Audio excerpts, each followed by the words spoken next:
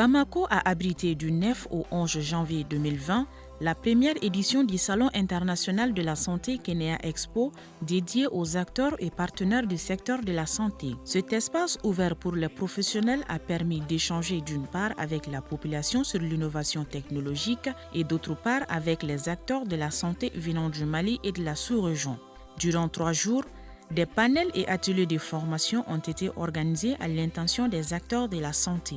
Premier du genre, ce salon initié par 3 femmes travaillant dans le domaine de la santé a été pertinent puisqu'il s'agit de l'amélioration de l'état de santé des citoyens à travers des soins de qualité.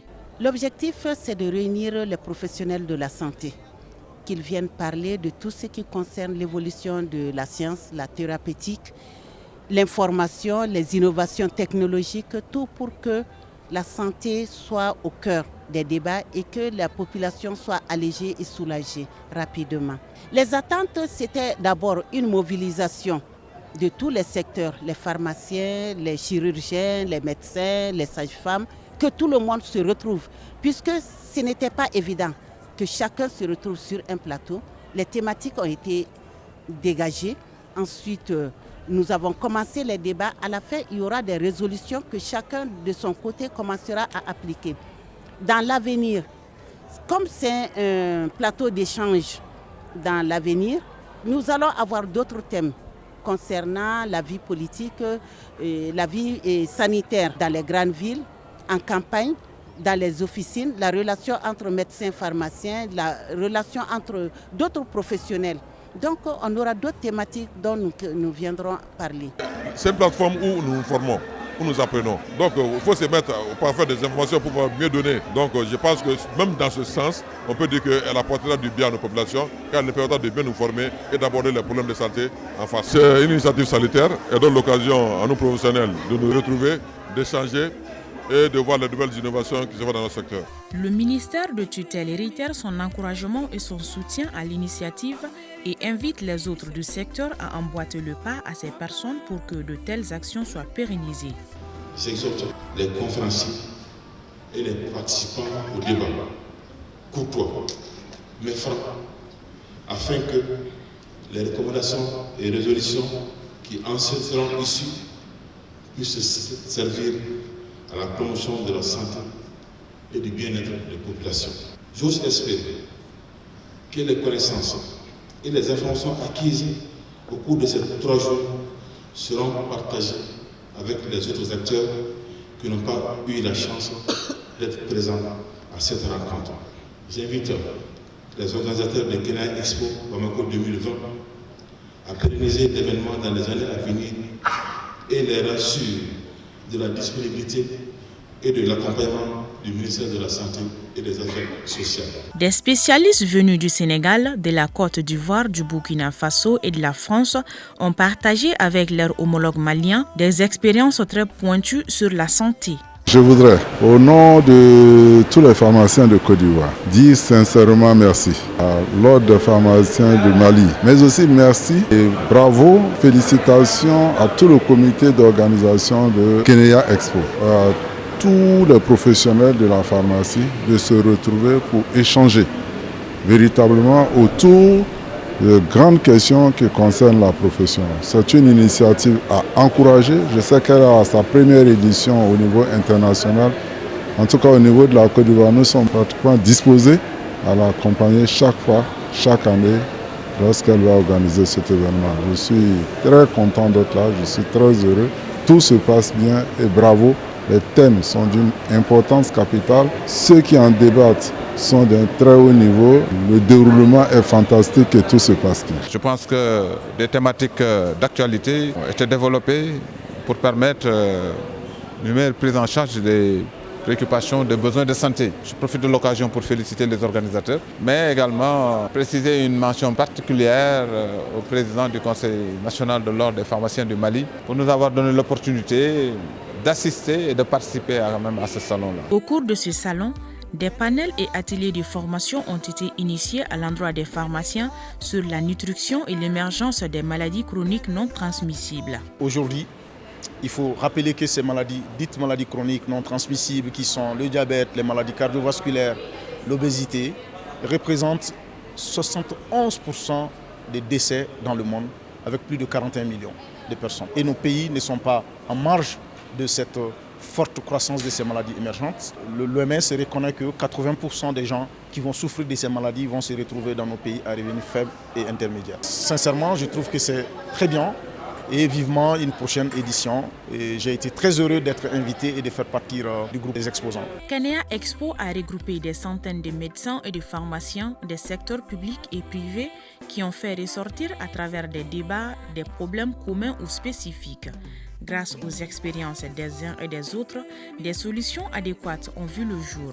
Pour cela, des appareils médicaux étaient utilisés pour former et montrer l'innovation en matière de santé. Par exemple, le dermo-analyseur est un appareil qui a pour rôle de donner un coup de pouce dans le domaine de la recherche sur les pathologies de la peau au visage. Ici, nous avons un dermo-analyseur ayant en son sein 2 sondes qui a pour rôle de donner un coup de pouce dans le sens des recherches dermatologiques. Il ne vient pas pour substituer un dermatologue, loin de là, mais il vient pour pallier à certains déficits au niveau des diagnostics. Il vient juste pour apporter un plus aux dermatologues dans leur métier, dans leurs travaux de recherche. Donc, il permet d'abord de faire, par exemple, les tests d'hydratation cutanée de la peau, pour savoir à quel type de peau nous avons à faire, si la peau est bien hydratée ou pas. Ensuite, avec la deuxième sonde qui est la zone visio, on permet de voir déjà à l'écran les problèmes de la peau.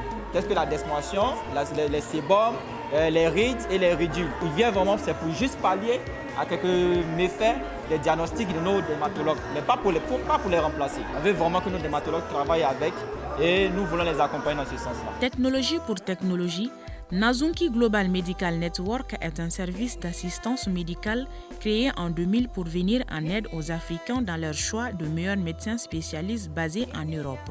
Pour ce faire, un appareil a été fabriqué au profit des zones les plus reculées d'Afrique. Quand on a créé Nazunki, initialement, c'était pour nous occuper des évacuations sanitaires. On nous appelait régulièrement dans les ambassades pour aller régler un problème d'un malade qui a été évacué dans un hôpital. Et ça nous prenait de plus en plus de temps. On ne pouvait pas facturer non plus. Et c'était devenu une activité à part. On a décidé de créer, de structurer ça pour qu'avant que quelqu'un quitte Bamako pour venir à Paris, pour venir se soigner, qu'on ait un dossier médical. Et qu'à partir de ce dossier médical, nous on identifie, selon le cas, quel est le meilleur spécialiste sur Paris, sur l'Espagne, l'Allemagne et maintenant la Suisse et la Belgique. On a décidé de s'intéresser à l'informatique médicale, aux technologies. Donc ça nous a amené à aller plus loin que partager l'information, à créer des solutions. Et c'est là où on a créé notre première solution de diagnostic à distance, de télésurveillance cardiaque. Et puis quand on a fait ça, on s'est dit, mais quand on va dans nos villages, dans les autres, il n'y a rien. Même l'infirmière, elle n'a rien pour travailler. Elle a un stéthoscope depuis qu'elle est infirmière. Il n'est pas calibré, donc les résultats qui sortent même sont faux. C'est faux les résultats. Et donc, comment on peut faire pour aider? Puisqu'on a réussi à faire l'appareil de ECG, on s'est dit, on peut miniaturiser tous les appareils et en faire une boîte qu'on peut donner à une infirmière isolée. Comme ça, elle est sûre et elle peut être assistée dans la capitale par le médecin. Elle est sûre que ce qu'elle fait, c'est vrai. Et c'est comme ça qu'on a eu l'idée, qu'on a mis plusieurs appareils dans ça. Les appareils existaient. Il y avait déjà des grosses boîtes qui avaient créé ça. Et on a voulu qu'elle ait un plan de travail sur lequel elle peut faire ce qu'elle veut. Et quand elle a besoin de faire un examen, elle ouvre un compartiment. Elle va ouvrir ce compartiment,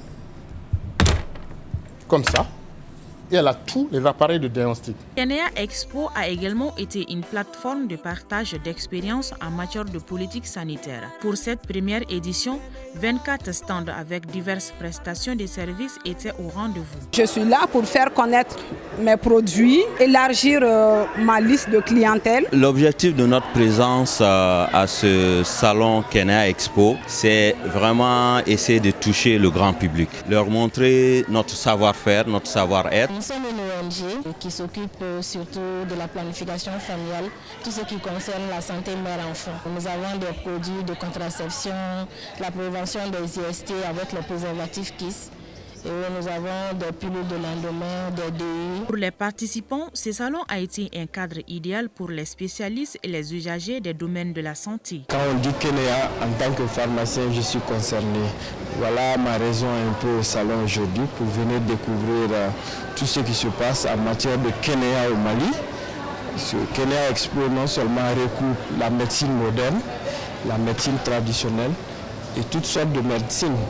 Comme on est tous des Africains, on sait ce qui se passe, donc on est venu pour voir les exposants, comprendre ce qui se passe et peut-être prendre notre part dedans. Ce premier salon est allé au-delà de toutes nos attentes. On a voulu expérimenter une expérience pour avoir un espace d'échange entre les professionnels de la santé. Et au début, on avait des inquiétudes.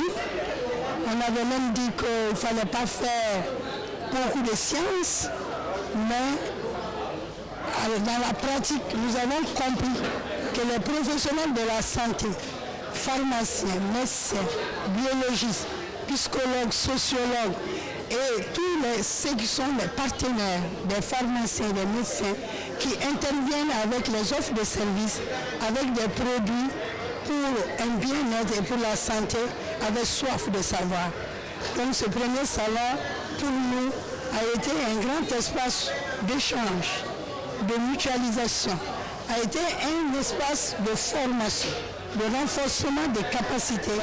Ça a été également un espace de découverte. Le rêve est devenu réalité pour les organisatrices. Pour elles, cette première édition a été une riche expérience. Très fière, très contente, parce que là, c'était quand même une vision.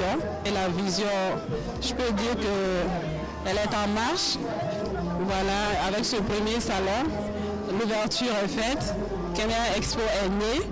Et maintenant, c'est à nous de poursuivre notre vision. Je suis très fière, mais avant cela, je commencerai par remercier le bon Dieu et remercier également l'ensemble du comité d'organisation et également l'ensemble des participants qui ont accepté honorés par leur présence, aussi bien les exposants que nos confrères de la sous-région et internationale à nous avoir aidés à réaliser ce rêve.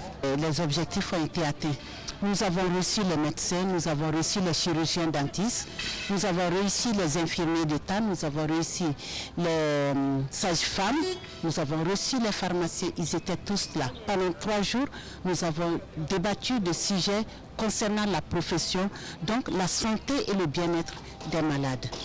Dans notre culture, quand quelqu'un quitte son pays et qu'il vienne chez vous, déjà on dit que vraiment la personne mérite tous les droits. Donc ils sont venus de la Côte d'Ivoire, ils sont venus du Burkina Faso, de la Mauritanie, de la France, du Congo, du Togo.